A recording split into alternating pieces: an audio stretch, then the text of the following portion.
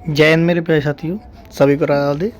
और उम्मीद है सभी स्वस्थ होंगे, मस्त होंगे और अपनी पढ़ाई में तन मन से लगे होंगे। आपको पता ही है क्योंकि अब मुश्किल से 8-9 दिन बचे हैं आपके पेपर के लिए, क्योंकि 17-18 को होना है। आपको पता है डेली नोटिस कल भी 1-2 आए हैं नोटिस, तो उसमें यही बताया गया कि 4 शिफ्टों में होना है और सीसीटीवी कैमरा की निगरानी रहेंगी। वो सारी तुम्हें पता ही है, इंस्ट्रक्शन हर बार आते हैं, तो उस तरीके से दिए गए। तो उसके बारे में नहीं बात करते हैं आज जल्दी, क्योंकि वीडियो लंबी हो जाती है।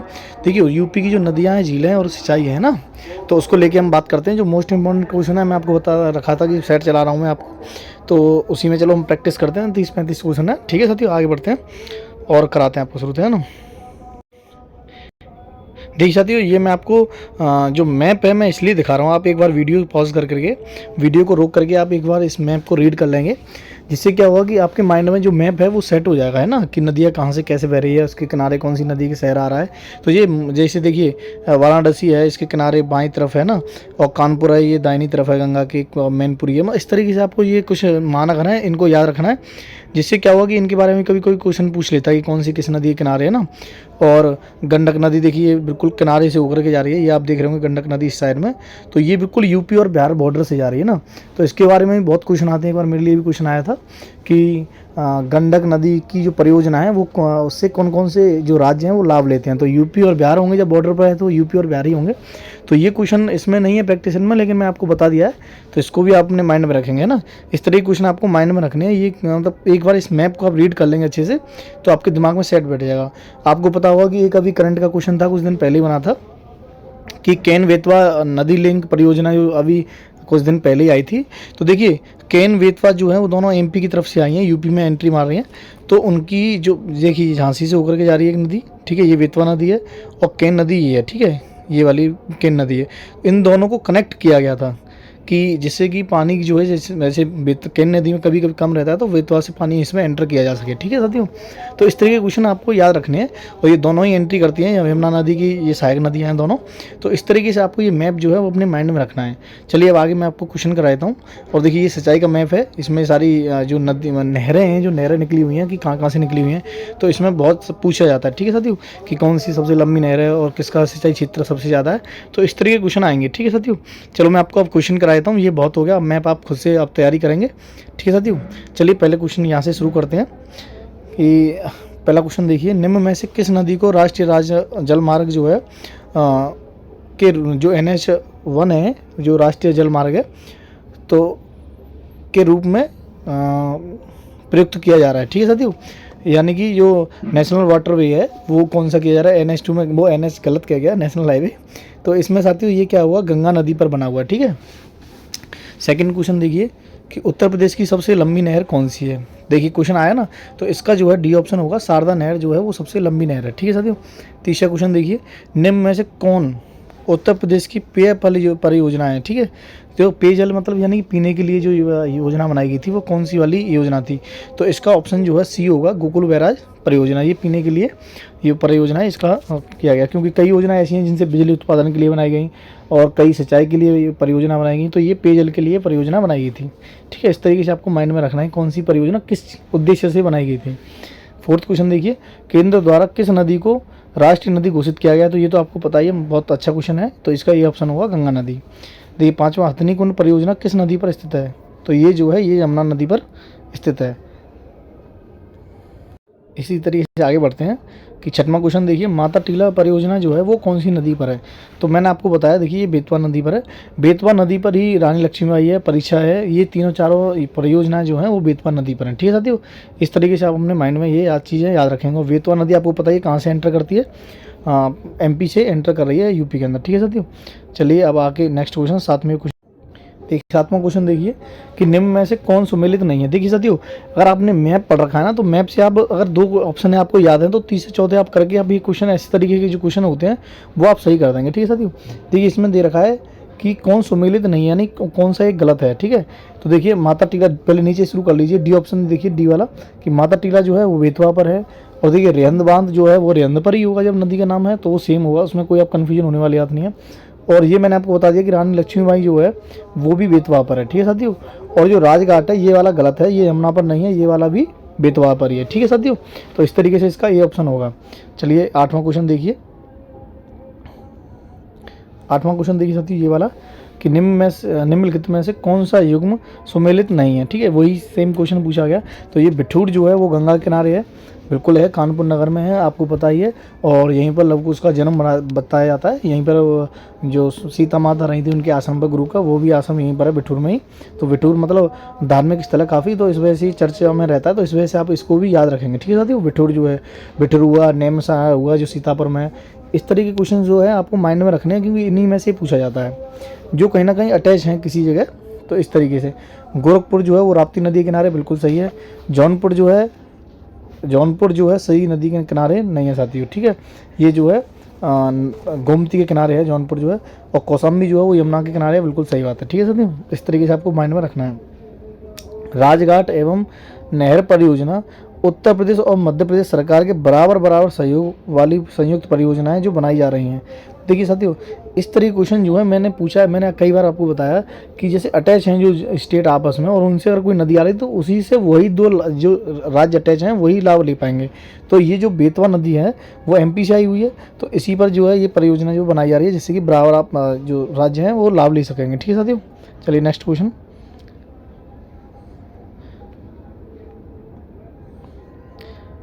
10वां क्वेश्चन करते हैं। ठीक है साथियों, 10वां क्वेश्चन देख लीजिए कि निम्न में से कौन सा बांध बेतवा नदी पर बनाया गया है।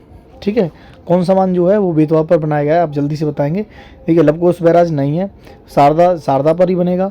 रेंद जो है रेंद नदी पर बनेगा। तो राजघाट मैंने आपको बताया था कि राजघाट जो है वो बेतवा पर है, परीक्षा है, राजघाट है, और रानी लक्ष्मीबाई है, ये सारे किस पर बनाए गए हैं, बेतवा नदी पर। ठीक है साथियों, 11वां क्वेश्चन देखिए कि फ्लड झील जो है भारत के किस राज्य में है। तो फ्लड झील जो है वो उत्तर प्रदेश में है, जो पीलीभीत में पड़ती है, और जिससे कौन सी नदी मिलती है आप ये कमेंट बॉक्स में बताएंगे कि फ्लड झील से कौन सी नदी निकलती है।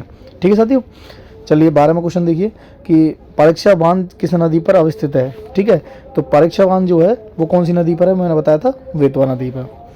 अब देखिए 13वां क्वेश्चन देखिए, 110 मीटर ऊंचा बिहार जलप्रपात प्रदेश की किस नदी पर है। तो ये साथियों इसका क्वेश्चन का आंसर बताइए जल्दी से। 13वां क्वेश्चन है, ये जो है इसका टॉन्स जो होगा वो टॉन्स, बिल्कुल सही है इसका क्वेश्चन। ठीक है साथियों, चलिए अब आगे देखते हैं। 14वां क्वेश्चन देखिए, उत्तर प्रदेश में सबसे ऊंचा बांध कौन सा है। तो इसका ये ऑप्शन होगा माता टीला बांध। ठीक है साथियों, सबसे ऊंचा बांध जो है वो माता टीला है, और माता टीला बांध जो है वो कौन सी पर है, कौन सी नदी पर है, आप ये खुद कमेंट बॉक्स में मुझे बताएंगे। तो साथियों इस तरीके से होगा कि जो 14वां है उसका सबसे जो ऊंचा बांध जो पूछा गया है वो जो है रामगंगा का। ठीक है साथियों, और जो माता टीला है वो कौन सी नदी पर है, माता टीला जो है वो आपका बेतवा नदी पर, और रेंद जो है वो रेंद पर होगा। ठीक है साथियों, रेंद नदी पर। 15वां क्वेश्चन देखिए कि इसका जो आंसर मैं आपको बताता चल रहा हूँ, आप कहीं कन्फ्यूज हो जाओ,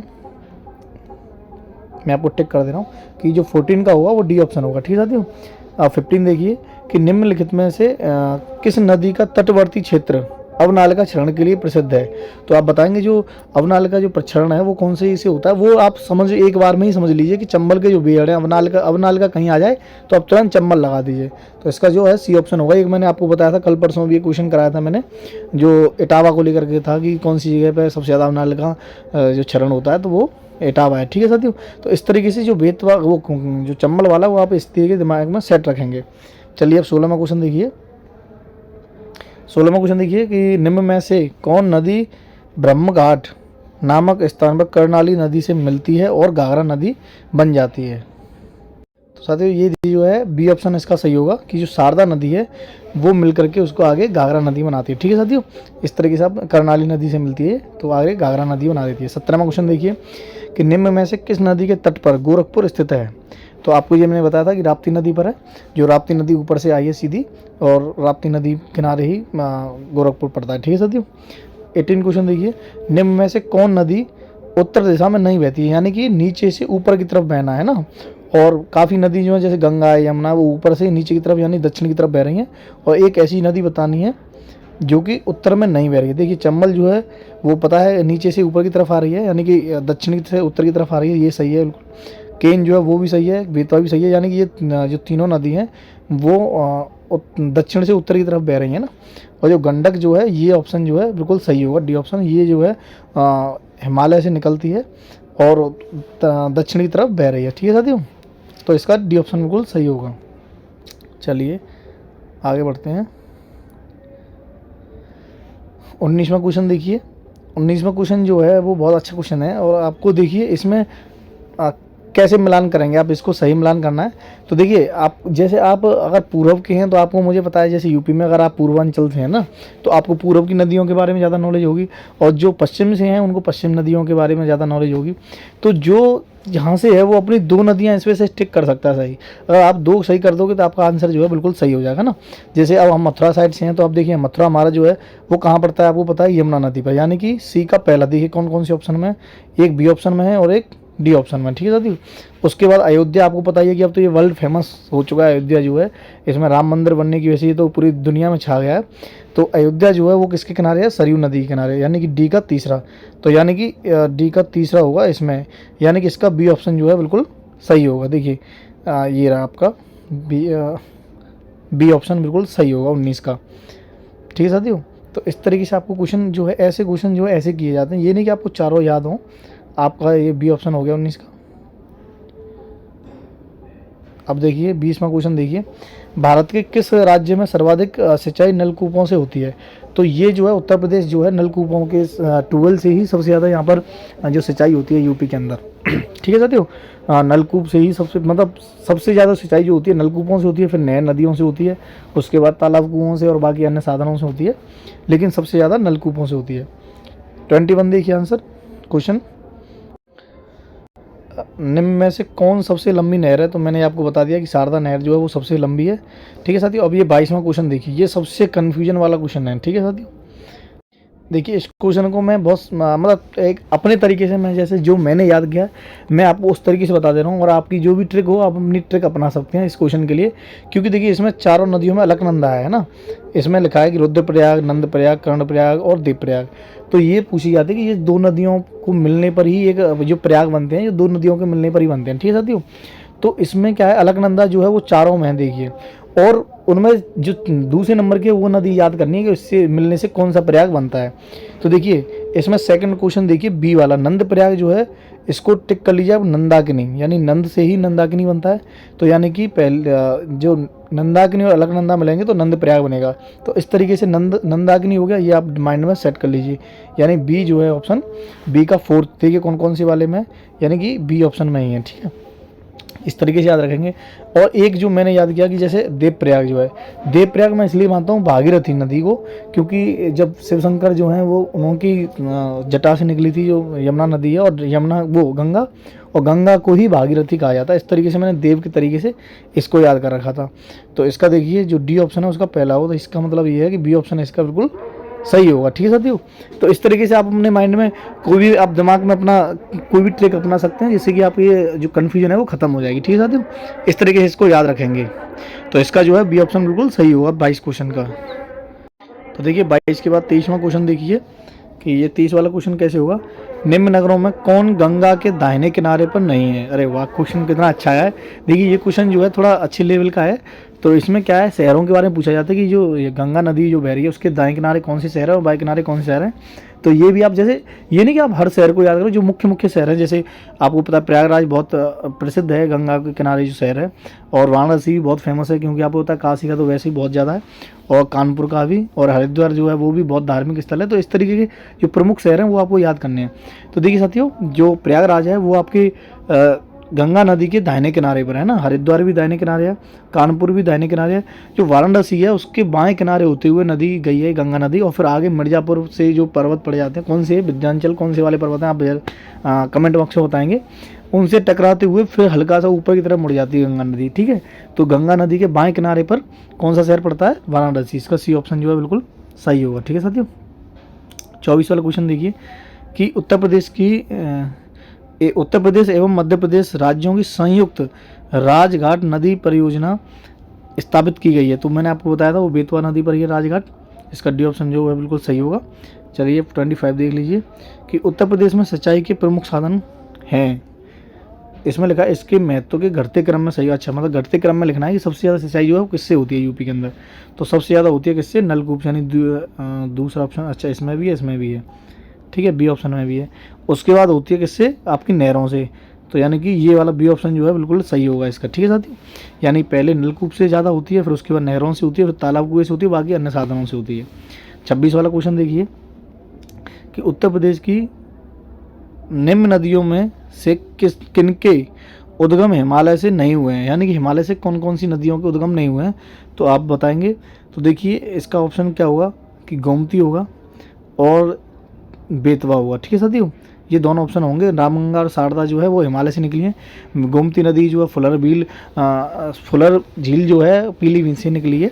तो ठीक है, इस तरीके से आपको जो है ये हिमालय से नहीं निकली है गोमती नदी, फुलर झील पीलीभीत से निकली है। ठीक है साथियों, तो इस तरीके से आप अपने माइंड में याद रखेंगे। 27वां क्वेश्चन देखिए कि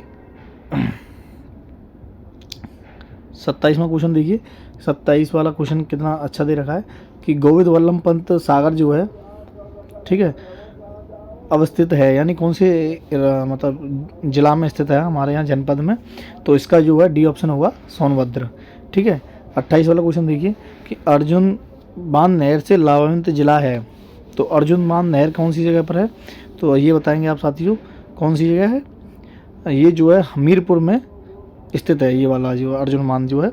ठीक है साथियों, इस तरीके से आप बताएंगे। 28 के बाद आप 29 वाले क्वेश्चन पर 29 वाला देखिए कि रानी लक्ष्मीबाई बांध जो अवस्थित है, तो रानी लक्ष्मीबाई और राजघाट और एक और कौन सा बांध बारिशा वाले जो मैंने बताए थे, ये वाले जो हैं सभी बेतवा पर हैं। आप इसको बार बार माइंड में याद रखेंगे क्योंकि बेतवा नदी से काफ़ी क्वेश्चन बनते हैं यूपीजी को लेकर। ठीक है साथियों, 30 वाला क्वेश्चन देखिए, गोविंद वल्लभ पंत सागर जलाशय, ये अभी मैंने बताया था, ये यूपी के अंदर है, इसको लेकर के सोनभद्र यूपी में है। और 31 वाला देखिए, उत्तर प्रदेश में सिंचाई का सबसे बड़ा स्रोत मैंने बताया था नलकूप जो है, वो बिल्कुल सही होगा। 31 का कौन सा होगा, नलकूप, यानी सी ऑप्शन बिल्कुल सही होगा।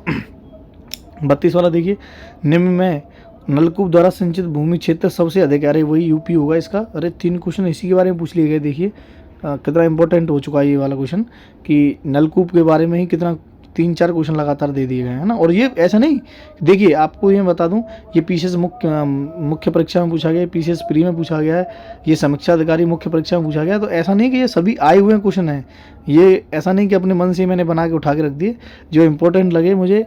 और ऐसी बात नहीं, ये जो आपकी परीक्षा वाली जो बुक है उसमें मोस्ट इंपॉर्टेंट क्वेश्चन जो है उन्हीं को प्रैक्टिस कराया जाता है। ठीक है साथियों, तो आप ये जरूरी नहीं कि आप इस क्लास को लेके ही पढ़ें, अगर आपके पास परीक्षा वाणी की बुक है आप उससे ही प्रैक्टिस कर सकते हैं, ऐसी कोई बात नहीं। मैं तो बस इसलिए बता रहा हूँ कि जैसे कुछ अटैच होते हैं क्वेश्चन 2-4 मैं उनको बता देता हूँ, तो आपके माइंड में थोड़ा वो सेट रहता है कि हाँ भाई ये बताया था बस, तो उस तरीके से आप अपने माइंड में रख सकते हैं। निम्न में कौन नदी यमुना की सहायक नदी नहीं है, ठीक है, तो देखिए केन है, क्योंकि वो एमपी से आई है, केन बेतवा दोनों हैं, और चंबल भी है, ये इटावा में जाके मिलती है। कल्याणी जो है उसकी नदी यमुना की सहायक नदी नहीं है। ठीक है साथियों, 34 क्वेश्चन देखिए, यानी 33 का होगा डी ऑप्शन। निम्न में से कौन नदी उत्तर प्रदेश में प्रभावित नहीं है, यानी कौन सी नदी नहीं बहती है। देखिए सोन नदी बहती है, हिंडन बहती है, शारदा बहती है, गंडक नहीं बहती है।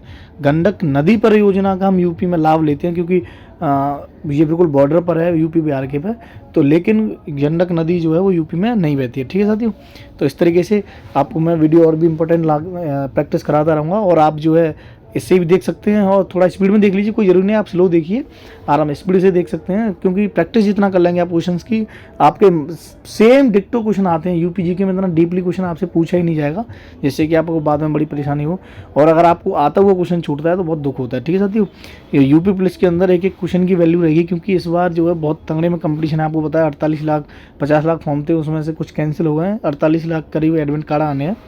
तो कोई नहीं, मेहनत करोगे तो बिल्कुल आपका 100% होगा। और देखिए जब कोई भी क्वेश्चन जैसे इस प्रैक्टिस सेट से अगर कोई क्वेश्चन मिलेगा और आपको याद आया, तो आपको बहुत मतलब अंदर से अलग ही महसूस होगा, अलग ही खुशी होती है कि यार वाह ये क्वेश्चन आ गया। तो इस तरीके से आप थोड़ी मेहनत करते रहिए तो मज़ा आएगा आपको पढ़ने में। ठीक है साथियों, जय हिंद, सभी को राधे, और वीडियो को लाइक शेयर जरूर करेंगे और सब्सक्राइब चैनल को जरूर करेंगे। ठीक है साथियों, जय हिंद, मिलते हैं अगली वीडियो में।